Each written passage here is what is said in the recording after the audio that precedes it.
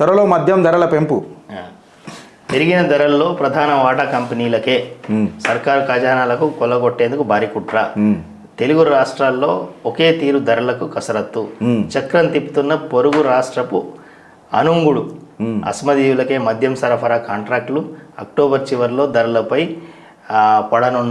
వెలువడనున్న నిర్ణయం. అసలు మద్యం అంటేనే గింతే వేసిండు చూడు. మద్యం అంటేనే తెలంగాణ గుండెల్లో నిలిచిపోయిన ఏది ఏదో అంటారు కదా, పేరు పద్యం కాదు పేరు, తెలంగాణ పేరు అంటే కేసీఆర్ అంటారు. అయితే దీనికి మనం నరేటివ్ ఇవ్వాల్సిన అవసరం లేదు, ఆన్సర్ ఇవ్వాల్సిన అవసరం లేదు. అవును, ప్రజలందరూ కేసీఆరే చెప్పిండు. ప్రాబ్లం ఏంటంటే నేను ఇన్నా చదివినా నాకు నెత్తిలోకి ఎక్కిందంటే నేను మరవా. నేను చాలా తక్కువ చదువుతా, చదివితే మాత్రం గుర్తుంటుంది నాకు. కేసీఆర్ ఏమన్నాడు బిడ్డ అరెస్ట్ అయినప్పుడు? What is wrong with that? Every government has a right to create a policy. Delhi పాలసీలో క్రియేట్ చేసింది, ఆ పాలసీ ప్రకారం చేసిన తప్పేముందండి? ప్రభుత్వానికి పాలసీ చేసే హక్కు ఉన్నది. రేవంత్ రెడ్డి సర్కార్ కూడా పాలసీ చేసే హక్కు ఉన్నది. నీకెందుకు పులుసు కారుతుంది? నీ బిడ్డ ఎప్పుడు అది సంసారం, ఇప్పుడు ఇది వ్యభిచారం. ఇప్పుడు కొంతమంది ఉంటారు, అన్న నువ్వు రేవంత్ రెడ్డికి ఎందుకు సపోర్ట్ చేస్తున్నావు అని అన్నాడు. రే పాలసీలైనా కేసీఆర్ అనే మాటలు చెప్తున్నా, నేను ఆన్సర్ ఇవ్వాల్సిన అవసరం లేదని అన్న. అవసరం లేదు. నీకు ధర ఎక్కువ అనిపిస్తే నువ్వు తాగకు. పెట్రోల్ ధర పెరిగిందని లొలి ఎత్తావు చూడు, మందు ధర పెరిగిందని బయట లొలి అయ్యి. అట్టెట్ట చేయాలన్నా, అట్టెట్ట ధర్నా చేయాలా, ధర్నా చేయాలా. నువ్వు షాపులను తెరిపి కదా అట్టెట్ట. నన్ను మైకంలోకి తీసుకుపోయి మీరు చేస్తున్న దురాచారాలన్నీ నేను మర్చిపోయేటట్టు చేసేది మందు. ఆ మందు నేను కొంచెం విద్దు చేసుకుంటే మీకు ఎందుకు మండుతుంది ఈ మందు? నాకు దగ్గేసినా ఆ మందే, జ్వరం వచ్చినా ఆ మందే, నాకు కోవిడ్ రాదు, కొడితే నాకు టీవీ పోతుంది, ఇన్ని లక్షణాలు ఉన్న మందు నువ్వు రేట్ ఎట్లా పెంచినావు అని చెప్పి నువ్వు ధర్నా చెయ్యి. ఓడొద్దని అన్నాడు. కరెక్టా? 1 లీటర్ పోస్తే కనీసం 30 కిలోమీటర్లని ఇస్తుంది, ఫాల్తు బైక్ అయినా. కరెక్టా కదా? 1 లీటర్ పోస్తే 100 రూపాయల లీటర్ పోస్తే కనీసం 30 కిలోమీటర్ల పాటు నేను నీతోనే ఉంటా శ్రీధర నా 30 కిలోమీటర్లు అడుతుంది బండి. అవునా? నువ్వు 1000 రూపాయలు పెట్టో ఫుల్ బాటిల్ కొంటే తిప్పి కొడితే గంట సేపు ఉండదు నీతో. అట్లా కాదు, ఒక్క అడుగు కూడా జరగదు.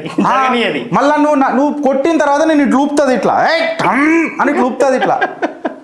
మళ్ళీ దానికి అంత ప్రేమతో ఉంటే మళ్ళీ పెట్రోల్ మీద అయినప్పుడు అంత లొల్లి పెడతావు కదా, మళ్ళీ దీని మీద ఎంత లొల్లి పెట్టాలి? నీ జిందగీ నూపేసి నువ్వు పిరికి పందవు మాకి కిరికిరి ఎట్లయిపోతావు తెలుసా? రారా రే, ఏం రారే, నువ్వు ఏం మాట్లాడుతున్నావు రా అని చెప్పి ఎట్లా ధైర్యవంతుడు చేస్తుంది?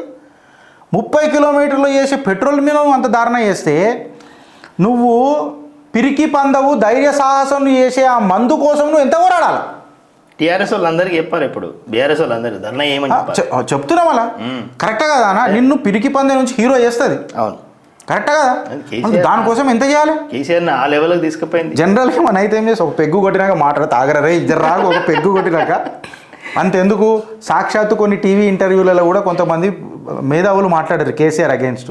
ఓ ఫుల్ బాటిల్ కొట్టి ఏదో మాట్లాడతాడు అని చెప్పి ఏదో మాట్లాడారు. నేను బోదలుచుకోలేదు, ఎందుకంటే నేను పర్సనల్ కెపాసిటీలో ఎవరి గురించి మాట్లాడాలి. కేసీఆర్ అంటే నాకు అభిమానం. ఆయన తెలంగాణ ఉద్యమం నా ఊపిరిన్నంత వరకు నేను గుర్తుపెట్టుకుంటా ఆయనని.